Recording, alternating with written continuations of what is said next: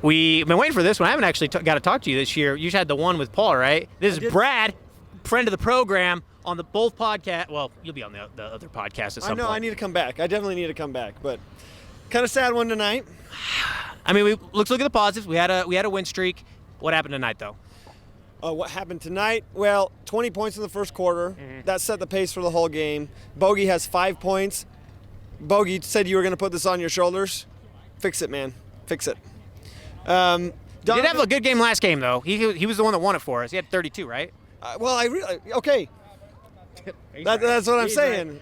Some consistency. Donovan with 11. Like, there were others who picked it up.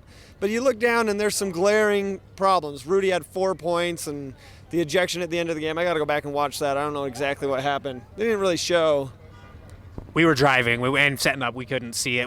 I mean, online it sounded like Anunoby threw an elbow, apparently, in the replay.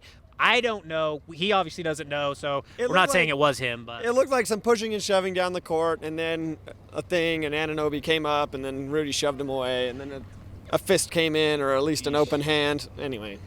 That one, so when I was watching it, looked like Rudy was frustrated all night. He had another one with Serge Ibaka that was Serge Ibaka was trying to finish at the rim. And I mean, it's not like an egregious foul, but he definitely just went body when he saw, and you hate to see those kinds of ones. Why do you think Rudy's so frustrated tonight? Was it just performance? Just not been playing super well the past few games? What is it? Well, I think my lovely wife Brooke said it best. He's too worried about the officiating. I think lately he's been complaining to the refs. He's throwing his fists. He's, put your hand up. Let that one go. You know what I mean? He wants a replay on everything. I think he's wanting a call too often instead of just go and get the basket. I think there's some of that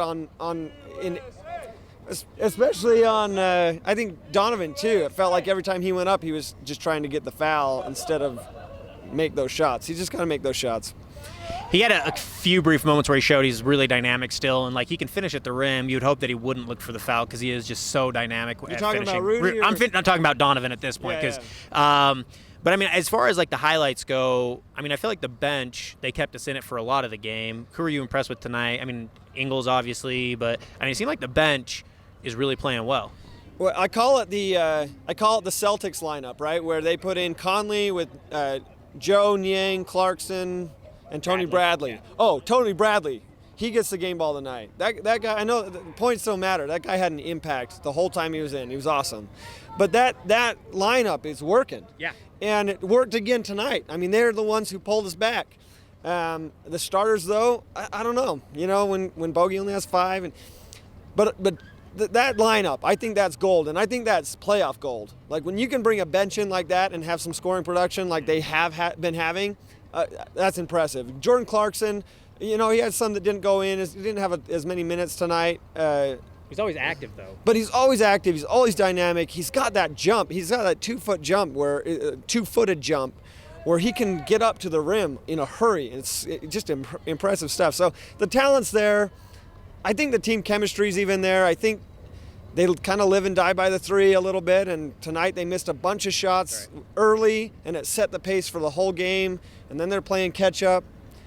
I think that was really the problem tonight. That was one thing that, I mean, it was a problem as far as on the offensive end, but for defensive, it seems like over the last little stretch we've been playing better defense. You been impressed on that front? Well, they held them to 101 with the stupid free throws at the end, but they held them to 100 points tonight. They've held all the teams in the last several to 100 points, even in some of the losses, the win streak, loss streak, win streak, loss streak. Even in that last loss streak, the points were low. So, they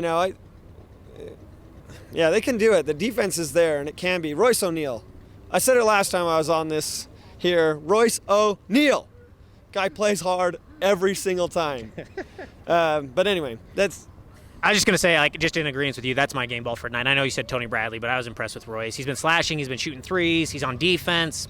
He's been doing the whole package tonight. I would just say Tony Bradley just because something happened that took Tony Bradley from here to here. And over the last 5 games, he's been a different player, completely different. And so tonight it was like, you wondered if it was the first time it was like, great, he had a good game. The second time it's like, wow, this is cool. Third time it's like, is this a fluke? And now he's like, no, I can come in as a backup center and ball. And I was just impressed with that. So, but yeah, Royce ONeal always, I mean, you could give him, I just love Royce. Royce! I'm in agreement. We're gonna end on that, but we friggin' love you, Royce, and we friggin' love you, Brad. Thanks for coming on again. Yeah, I'm glad I found you. I'm glad it was a last-minute game for you guys. You guys got to come out. Yeah. All right. Well, thank you. Oh, thanks to Jim and Susie for the tickets, because we were here for free. There it is. Thanks, Brad. Appreciate it.